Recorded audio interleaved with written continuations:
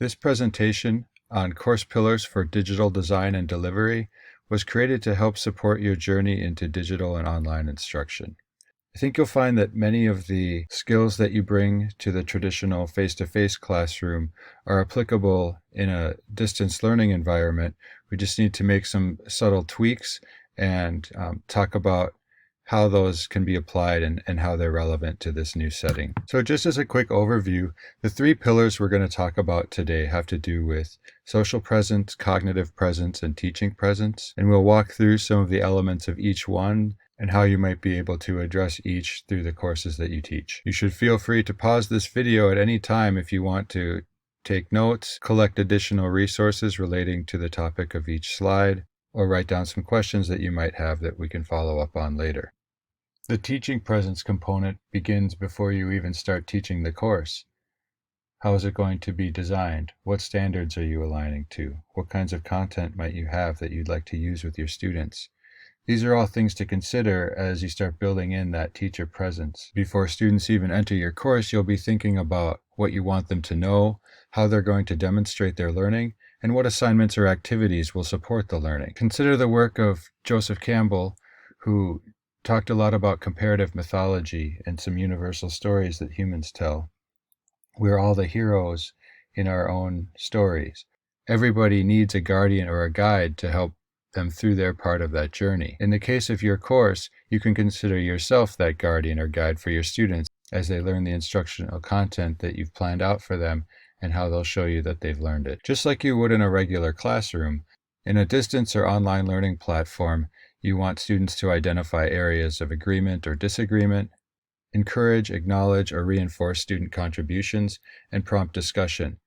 You probably already do this in your face-to-face classroom in that synchronous environment. It's just going to be a little bit different if you're waiting on students to post in something like a discussion forum or even a web chat where people might be a little more hesitant to unmute their mics and start speaking. You might also want to consider ways that you can continue that conversation through the feedback that you give your learners. You'll want to have some mechanism through which students can share their opinions and thoughts through the guidance that you give them in the course. Being the facilitator of these discussions is an important part of the teaching presence pillar. When I teach in the face-to-face classroom, one of the ways I build relationships with my students is through the instructional content that we use in the course. By having a thorough background information in the topics that you're teaching, you can help students find connections to their own lives and the real world through the topics that are relevant in the class.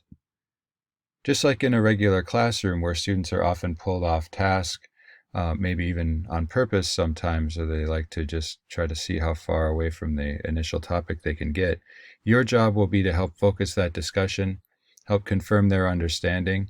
This will be a little bit different in the online setting where in a classroom, you can kind of do this through looking for things like head nods or looks of agreement. There are a lot of nonverbals that happen. In the online setting, this becomes a little bit more challenging and it's a little bit more work where now you're responsible for trying to confirm the understanding of each one of your learners. This will mean a lot more reading and writing on your part as you work through student submissions and posts. And as always, we want to make sure that you're providing diverse sources of information so that students can find as many connections as they can to the content that you're showing them. When I consider teacher presence in my courses, I think about what extent does the content in my course help guide the learners through the material. What I try to do is create some kind of a narrative through my content. Is there a common theme that runs throughout the entire course? When I write directions for my students, I very clearly try to think of the audience when I'm writing. I want to make sure that they are feeling like it's me talking to them and helping tell them what to do. I try to make the course an extension of the directions I might give them if I was meeting with them face to face. This is a perfect opportunity for you to look to build in social emotional learning opportunities into your courses where students feel more supported or a connection to the materials they're learning about. And just as a side note, teacher presence isn't necessarily you sharing personal details about your lives, your family, your pets.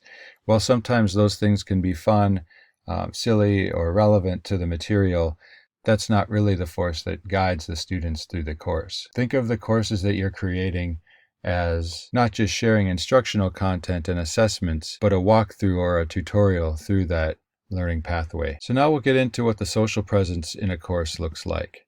When we think about social presence, it's important to think about why students are even going to school in the first place. Aside from the fact that we force them to, when students are asked their top reasons for attending school, they say they want to feel like they're making some progress and they want to have fun with their friends. Those are their top 2 reasons, and the others come quite a bit further down the list. So, to what extent is your course going to provide these opportunities for students? We'll try to help you find ways to include them in your courses. The more connections you can make with students, their peer groups, and to help them see what progress they're making, the better. An important part of learning is the ability to project oneself and establish personal and purposeful relationships. And I'll just note in the second bullet where it says, it's of less importance if the activities are information acquisition and there are no collaborative assignments.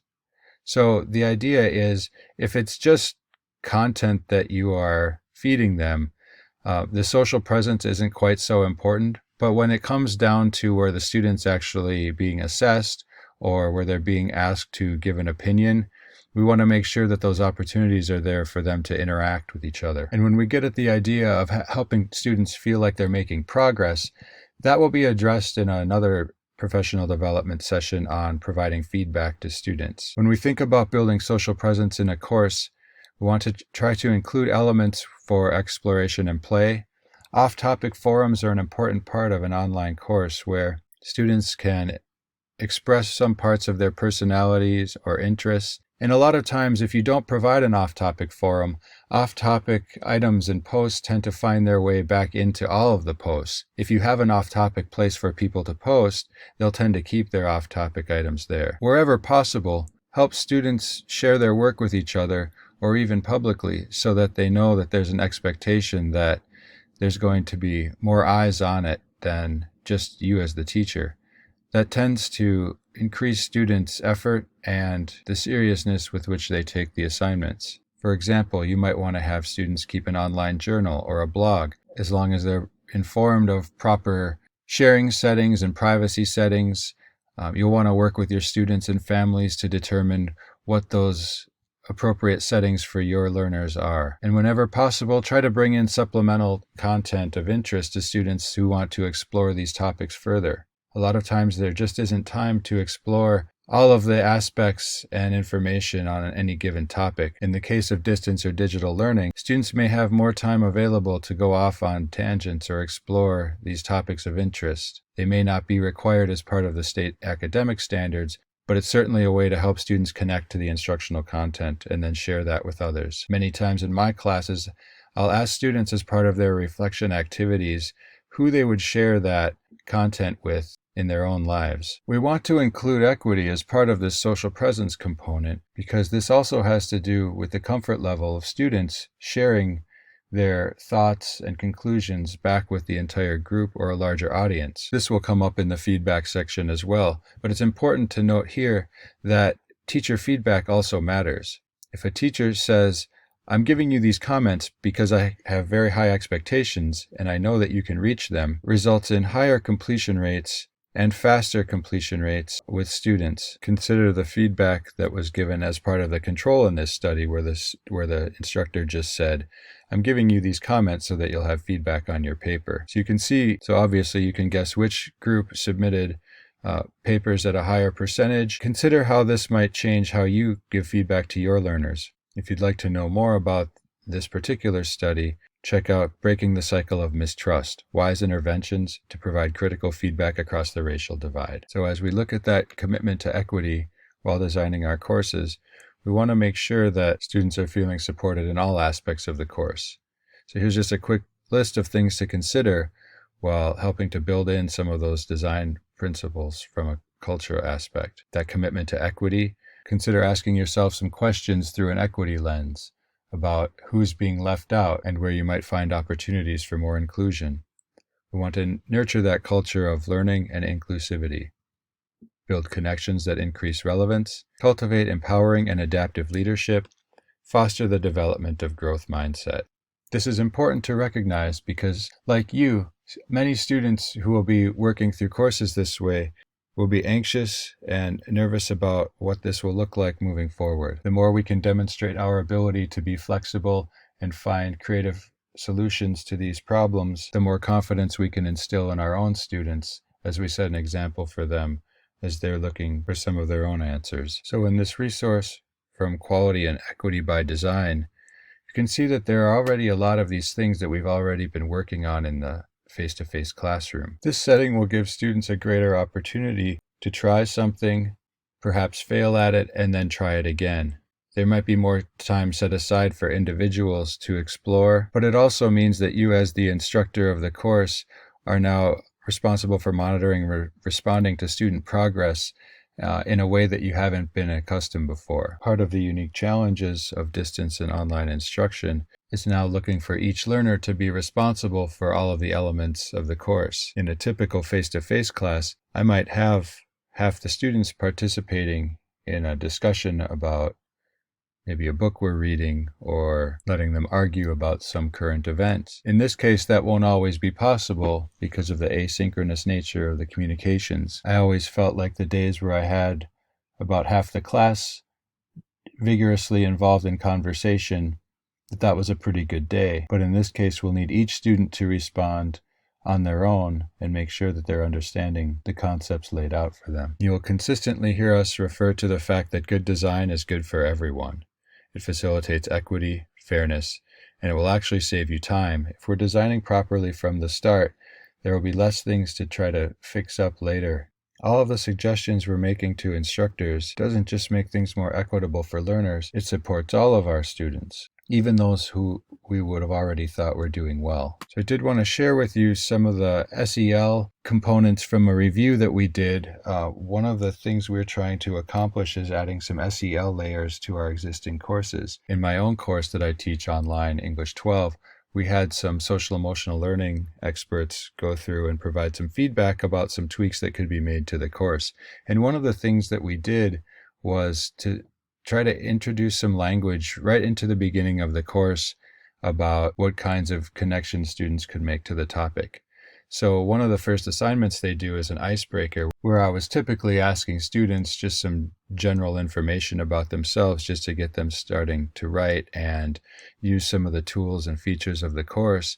But when we went in and included in the submission some things about adding 2 positive outcomes of finishing the course, where students actually had to consider themselves of having already earned the credit, they would provide a couple of obstacles that they think they might face while taking the course.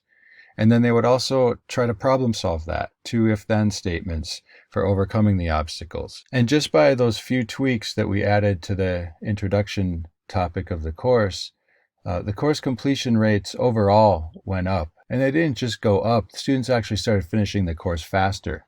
Once they were making those personal connections from the start, they appeared to be more motivated as they were going through the rest of the class. So as we add that SEL layer across the course, we find increased student engagement, faster course completion, increased satisfaction in course survey results, and the students actually write quite a bit more. And I noticed that right from the start. As soon as we started asking students those questions, their writing actually improved. There will be additional SEL trainings as part of this series of professional development modules. Okay, so for the last one, cognitive presence, we'll define that as the extent to which learners are able to construct and confirm meaning through sustained discourse in a critical community of inquiry. This is where you'll want to look to some of your AVID strategies to help support your learners. So we'll walk through a couple potential items here for your classes.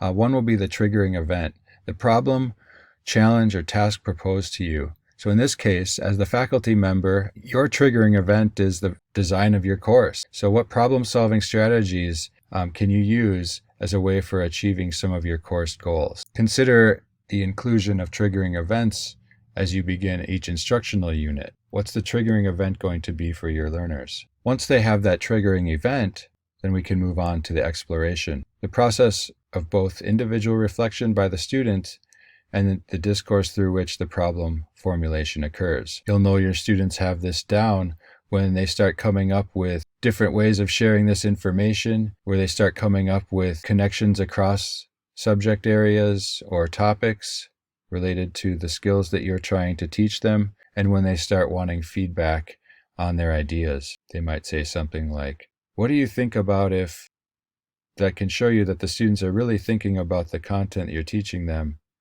and making the connections to their own lives and the world they see around them. And when we look at integration, where members of the community reflect individually and as a group, then reach some convergences by connecting ideas, identifying relationships and patterns, and proposing solutions. I don't think you'll find another more clear example of that than if you've watched a group of younger elementary students find out a new fact, and then everybody shoots their hand up, not just with questions about it, but all kinds of comments and connections they've made in their own lives. I've seen question and answer periods with children, places like the Bear Center in Ely, that turn into more of a show and tell session than a question and answer session, where every time the children are asked if they have any questions, they want to share some detail about their own home, their own backyard, their own experiences. This integration should be encouraged, but remember your role as the guide in the course as part of that teacher presence. Your role is to help direct and guide these conversations and not let them kind of fly off into all different kinds of directions. So when we're looking to the resolution, where in my course, students are asked to present problems and identify potential solutions for the real world, they're less likely to do that if they don't feel comfortable in their community. So that's where that social presence of the course comes in. So you can start to see now how these three pillars are so integral and interrelated. So when we look at cognitive presence, it's important, again, to realize our role in the course. This is the time of the course where students are really wrestling with these ideas and this new learning and the connections they're making. We want to make sure that in our role as the guide that we're facilitating and not dominating the discourse in the class. The teaching presence, social presence, and cognitive presence are all interrelated as we develop our course resources. If this isn't really a way you've considered your courses before, or even your teaching practice, hopefully you're already making those connections about how this played out in your own courses already without this kind of vocabulary to describe and categorize it. We're hoping that this can help provide you with some type of framework to consider how you'll present your instructional materials and how you'll conduct your courses in this new distance and online learning environment. There's no way for you over the next few weeks to try to hit the perfection that this slideshow might imply, but that's not the idea here. We're looking for some steady continual improvement. So maybe just pick one or two things you can add that SEL component to, or find ways to help students connect their topics to the real world. But any changes you make are going to be useful for your learners. So you'll tweak a couple things now, and as you go along, you'll find which parts of these are helping you to connect more with your students, and we'll just add layer upon layer. And as we go along, things will continue to improve. Consider that first time you stepped in front of a classroom, and knowing all that you know now, what things might you have done differently? So that's really what we're trying to get at here as we try to create the best possible educational experience for our learners in what is almost certainly an anxiety-inducing, stressful time for them. This type of consistency and practice will help provide some sense of normalcy in what seems like somewhat of a chaotic time. If you have any questions or comments, please feel free to reach out to me. You can reach me at jtfila@district287.org. We have a library of presentations on different professional development topics related to professional and distance learning. Again, focus on what you can. Collaborate, rely on each other, add layer upon layer as you're able, and reach out for help and support. Nobody's in this alone.